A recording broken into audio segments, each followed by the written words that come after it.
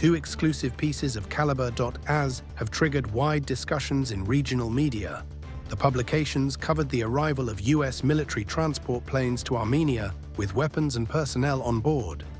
The US Embassy in Yerevan tried to refute this information, but to no avail. We now have additional facts about the arriving American aircraft, which we will share with our readers. But first, let us recall the background of this issue. As we have already reported, on August 2nd and 3rd, two military planes departed from US bases in Romania and Qatar to Yerevan's Zvartnots airport. The Boeing C-17 military transport aircraft, belonging to the US Armed Forces, delivered not only military cargo, but also up to 50 US Army personnel. The Armenian Armed Forces have received new American weaponry, including sniper rifles, night vision devices, cutting-edge communication equipment, Special Forces body armor, strike mini-drones used by the US Army, as well as small-sized mines and other ammunition.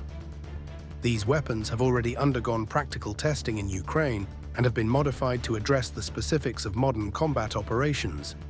For instance, helmets and body armor have been specially adapted to provide effective protection against shrapnel and gunfire from Russian and Soviet weaponry. In addition, one of the planes delivered to Armenia equipment for tracking missile and aircraft trajectories from Iran, which will be installed along the Armenian-Iranian border.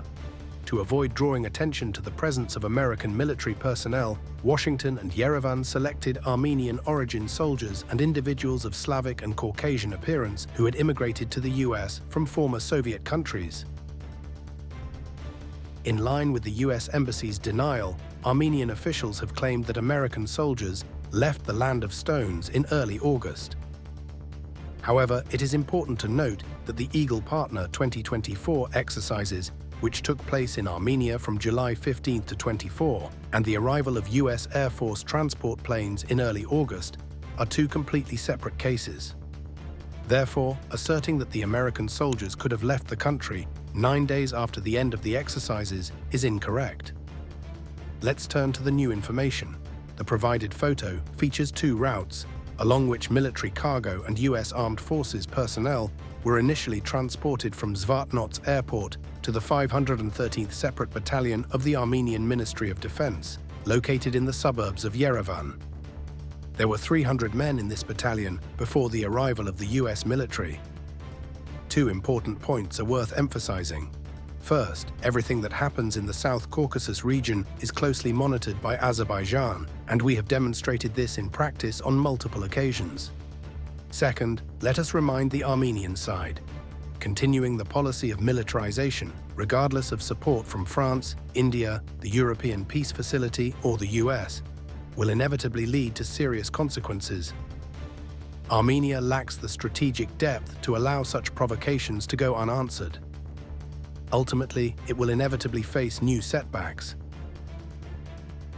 In this context, it's appropriate to recall the words of President Ilham Aliyev.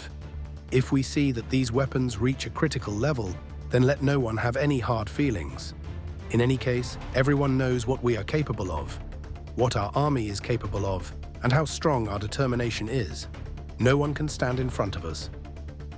After a brief response to our first publication, the US Embassy in Armenia continues to remain silent.